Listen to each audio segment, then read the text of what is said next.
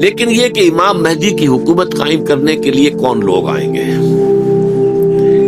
عرب جو ہیں وہ اندر سے کھوکھلے ہو چکے ہیں، عیاشی نے، دولت نے، پیسے نے، دولت، پیسہ، عیاشی، اس کی وجہ سے کھوکھلے ہو چکے ہیں۔ یہاں میں آپ کو 2 حدیثیں سنانا چاہتا ہوں۔ سنن ابن ماجہ کی روایت ہے حضرت ابو ہریرہ سے رضی اللہ تعالی عنہ، قال قال رسول اللہ صلی اللہ علیہ وسلم اذا وقعت الملاحم بعث اللہ بعثا من الموالی ہم اکرم العرب فرس واجودہ سلاحا یوید اللہ بہم الدین، رواہ ابن ماجہ عن ابی ہریرہ رضی اللہ تعالی عنہ۔ جب ملاحم کا دور شروع ہوگا تو اللہ تعالیٰ اٹھائے گا ایک لشکر یا لشکروں پر لشکر موالی میں سے۔ موالی کون ہے؟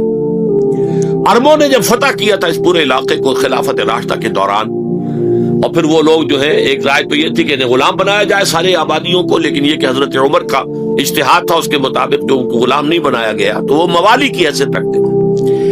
عربوں میں دم نہیں ہے، موالی میں سے لشکر اٹھیں گے کہ جو در حقیقت حضرت مہدی کی حکومت کو قائم کریں گے۔ دوسری حدیث سنیے، عن عبداللہ بن الحارث رضی اللہ تعالی عنہ، اور یہ ابن ماجہ کی روایت ہے، قال قال رسول اللہ صلی اللہ علیہ وسلم یخرج الناس من المشرق فیوقعون للمہدی یعنی سلطانہ، لشکر نکلیں گے، لوگ آئیں گے مشرق سے، اور وہ حضرت مہدی کی حکومت کو جمائیں گے اور قائم کریں گے۔ اب ذرا نوٹ کیجئے کہ جزیرہ نما عرب کے مشرق میں کون سے ملک ہیں؟ 3، ایران، افغانستان، پاکستان، یہ 3 سالڈ مسلم ممالک، مسلم آبادی اکثریت۔ ویسے تو یہ کہ آگے ہندوستان میں 20 کروڑ مسلمان ہیں، لیکن وہ 20 کروڑ جو ہے وہ تو 80 کروڑ کے اندر تحلیل ہو جاتے ہیں غیر مسلموں میں، لیکن یہاں جو معاملہ ہے یہ غالب اکثریت کا۔ ان میں سے ایران کا معاملہ جہاں تک ہے، نمبر 1 یہ کہ وہ شیعہ عقائد کے حصار میں بند ہے، اس سے ادھر ادھر ہونا اس کے لیے ممکن نہیں۔ حدیث میں یہ بھی آتا کہ اصفہان سے 70,000 یہودی دجال کا ساتھ دیں گے۔ لیکن بہرحال خراسان ایک صوبہ ہے افغانستان کا اس وقت بھی شمال مشرقی کونے میں، مجھے امید ہے وہاں سے خیر کی، کیونکہ خراسان کا لفظ وہاں پہ شامل ہے، اور حضور کی حدیث میں بعد میں آپ کو سناؤں گا کہ خراسان سے فوجیں چلیں گی جو یروشلم کو دوبارہ حاصل کریں گی، فتح کریں گی، جیسے پہلے یروشلم کھویا عربوں نے تھا، دوبارہ حاصل کیا تھا کرد نے، کرد خون صلاح الدین ایوبی رحمت اللہ علیہ، ایسے اب پھر عربوں نے کھویا ہے، لیکن لینے والے خراسان سے لشکر آئیں گے۔ یخرج من خراسان رایات سود لا یردها شیء حتی تنصب بإیلیا، خراسان کے علاقے سے کالے علم لے کر لشکر چلیں گے جن کے رخ کو کوئی موڑ نہیں سکے گا جب تک کہ وہ جا کر یروشلم میں نصب ہو جائے۔ اس کے بعد نام آتا ہے پاکستان کا۔ یہ ہے میری اور آپ کی داستان، اور یہ ہے سبب جس کی وجہ سے کہ میں آپ سے یہ گفتگو کر رہا ہوں۔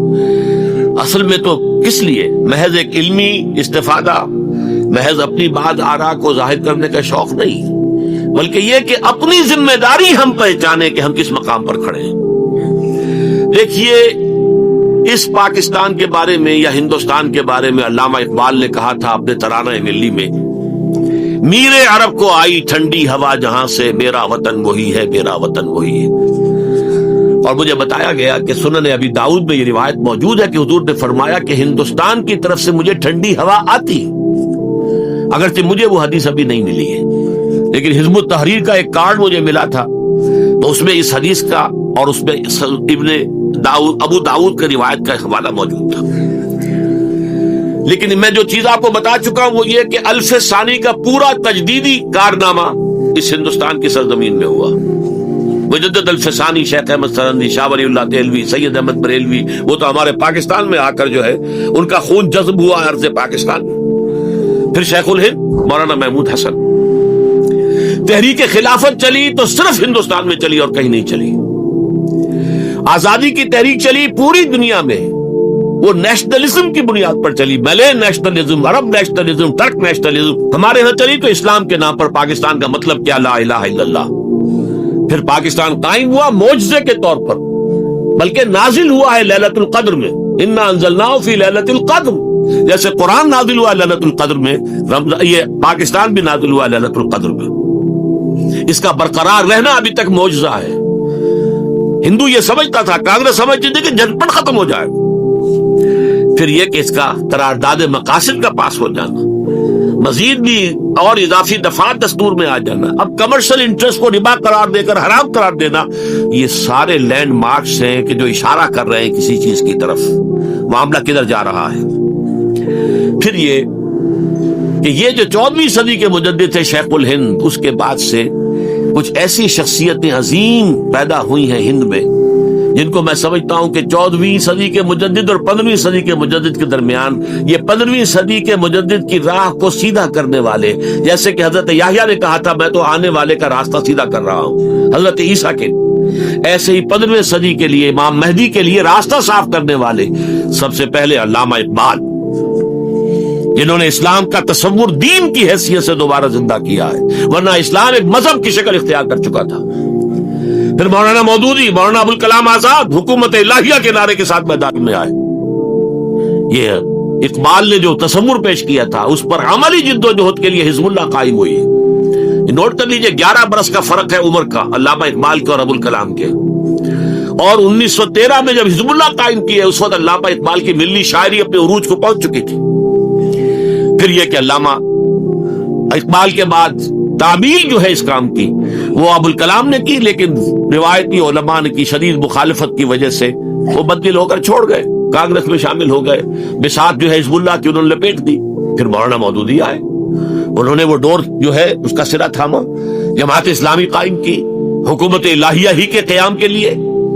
اگرچہ میرے نزدیک یہ کہ وہ انتخابی اور ایک قومی سیاست کی ایک جماعت بن کر پاکستان میں جو ہے دلدل میں پھنس گئی ہے، اب ہم اس کی کوشش کر رہے ہیں تنظیم اسلامی اور یہ تحریک خلافت جس کے تحت یہ جلسہ ہو رہا ہے. یہ ساری چیزیں وہ ہیں کہ آپ کو سوائے پاکستان کے اور کہیں نہیں ملیں گی پوری دنیا میں. معلوم ہوتا ہے کہ پاکستان کو بہت بڑا رول پلے کرنا ہے اس میں، اور اس کے ساتھ اب جمع کر لیجئے افغانستان کی عمارت افغانستان، اسلامی عمارت افغانستان قائم ہو چکی ہے. یہ پچھلے 20 سالوں میں جو کچھ وہاں ہوتا رہا ہے اس سے پہلے تصور نہیں ہو سکتا تھا. علامہ اقبال کے فرزند بھی دیکھ کر آئے ہیں، تو اگرچہ وہ خود میں سمجھتا ہوں کہ خاصے انہیں آپ لبرل کہیں، آزاد خیال کہیں، لیکن اس درجے متاثر ہو کر آئے تھے کہ انہوں نے یہ کہا افغانستان میں جو میں نے حالات دیکھے ہیں کہ اگر 2-4 اور مسلمان ملکوں کے اندر یہ نظام قائم ہو جائے تو پوری دنیا مسلمان ہو جائے گی. یہ سب کچھ کیسے ہو رہا ہے؟ یہ آنے والے دور کی جھلکیاں ہیں. Coming events are casting their shadows before. یہ سب بتا رہے ہیں کہ پاکستان افغانستان کو مل کر اس میں کوئی عظیم رول پلے کرنا ہے. اور اس کے ضمن میں اب میں علامہ اقبال کے بارے میں آخری بات کہہ رہا ہوں. علامہ اقبال کے بارے میں عام یہ خیال ہے، انہوں نے اپنے خطبات میں مہدی کا اور نزول مسیح کا، حالانکہ میں کل پڑھ رہا تھا مولانا سعید احمد اکبر آبادی رحمۃ اللہ علیہ کا ایک مقالہ ان کا کہ علامہ اقبال نے ابن خلدون کے بارے میں یہ کہا ہے کہ مہدی کا اور نزول عیسیٰ کا دونوں کا انہوں نے انکار کیا ہے، حالانکہ ابن خلدون نے نزول عیسیٰ کا انکار نہیں کیا، صرف مہدی کا انکار کیا ہے. بہرحال علامہ اقبال نے خطبات میں انکار کیا ہے، لیکن یہ کہ اپنی شاعری کے اندر میں چیلنج کرتا ہوں کسی بڑے سے بڑے اقبال شناس کو. ان کا یہ شعر ذرا سنیے: خضر وقت از خلوت دشت حجاز آید بروں، کارواں زی وادی دور و دراز آید بروں. خضر وقت، امام وقت، رہنمائے وقت، قائد وقت، خلوت دشت حجاز، حجاز کی صحرا کی کسی خلوت گزینی سے نکل کر باہر آئیں گے. میں حیران ہوتا ہوں علامہ کے اس فکر پر اور اس مصرے پر. یہاں انہوں نے شیعہ اور سنی دونوں کے کانسیپٹ جمع کر دیے. شیعہ کا کانسیپٹ یہ چھپے ہوئے کسی غار میں وہاں سے برآمد ہوں گے، اور ہمارا کانسیپٹ میں ام سلمہ رضی اللہ تعالیٰ عنہ کی حدیث سنا چکا، چھپے ہوئے ہوں گے وہ وہاں پر، مدینے سے نکل کر آ کر مکے میں چھپ جائیں گے. اس خانہ جنگی کی حالت میں لوگ ان کی طرف دیکھ رہے ہوں گے، سوچتے ہوں گے انہیں میدان میں آنا چاہیے، کوئی پارٹ پلے کرنا چاہیے، امت کی رہنمائی کرنی چاہیے، لیکن وہ چھپیں گے، وہ کارے ہوں گے، وہ اس ذمہ داری کو قبول نہیں کرنا چاہیں گے، جا کے چھپ جائیں گے مکے میں. وہاں سے مکے والے انہیں نکالیں گے اور وہ کارے ہوں گے، انہیں بالکل یہ پسند نہیں ہوگا کہ یہ ذمہ داری اٹھائیں. تو خضر وقت از خلوت دشت حجاز آیت بروں، کارواں زی وادی دور و دراز آیت بروں، کارواں جو چلے گا ان کی مدد کے لیے اس وادی دور و دراز، اس زی عظیم وادی دور و دراز، یہ وادی سندھ ہے۔ وادی سندھ جو ہے ہم سمجھتے ہیں کہ صرف یہ پاکستان اور پنجاب جو ہے یہ اس میں شامل ہے، سندھ اور پنجاب نہیں، افغانستان کا پورا مشرقی علاقہ اس میں شامل ہے۔ جیسے دریائے جہلم سندھ میں جا رہا ہے، جیسے دریائے گلگت سندھ میں آ کر ملتا ہے، جیسے دریائے چناب اور راوی اور جہلم اور یہ سب جا رہے ہیں اور آ رہے ہیں، اسی طرح دریائے کابل کہاں سے آ رہا ہے، دریائے گومل کہاں سے آ رہا ہے، ٹوچی کہاں سے آ رہا ہے، یہ سارا جو ہے ڈرین جو ہو رہا ہے ایسٹرن جو ہے پارٹ آف افغانستان، یہ سب وادی ہے۔ اس وادی کے یہ دو حصے ہیں، ایک حصہ جو ہے یہ ادھر پاکستان میں ہے اور اسی وادی کا دوسرا حصہ جو ہے وہ افغانستان میں ہے۔ کارواں زی وادی دور و دراز آیت بروں، کارواں چلے گا یہاں سے، یخرج ناس من المشرق یؤتون للمہدی یعنی سلطان ہی، مشرق سے فوجیں چلیں گی کہ جو مہدی کی حکومت قائم کریں گی، اور یخرج من خراسان رایات و سود، اور خراسان سے سیاہ پرچم چلیں گے کہ جن کا رخ کوئی موڑ نہیں سکے گا، حتیٰ تنصب بیلیا، یہاں تک کہ وہ جا کر یروشلم کے اندر نصب ہو جائیں گے۔ حضرات، میں ایک میری گفتگو کا حصہ باقی تھا لیکن میں اسے چھوڑ رہا ہوں، اس لیے کہ گلوبلائزیشن جو اس کی ہوگی، جو خلافت علی منہاج النبوہ کی تجرید کامل حضرت مہدی کے ہاتھوں عرب میں ہوگی، اس سے پہلے اس کے لیے محنت، کوشش، جد و جہد پاکستان اور افغانستان میں ہو چکی ہوگی جو اسے سپورٹ کرے گی اور وہاں جا کر حکومت قائم کرے گی۔ اس کے بعد گلوبلائزیشن کا جو مرحلہ اس کا ہے وہ حضرت مہدی کے ہاتھوں نہیں ہے، وہ حضرت عیسیٰ ابن مریم ان کے نزول کے بعد ہے، جن کے نزول کے بعد دجال کا خاتمہ ہوگا اور یہودیوں کا استحصال ہوگا، مسلمانوں پر بھی بڑی تکالیف عربوں پر آئیں گی، شدائد آئیں گے، لیکن یہ وہ میں حصہ ملتوی رکھتا ہوں کسی دوسری محفل اور کسی دوسری مجلس اور نشست پر۔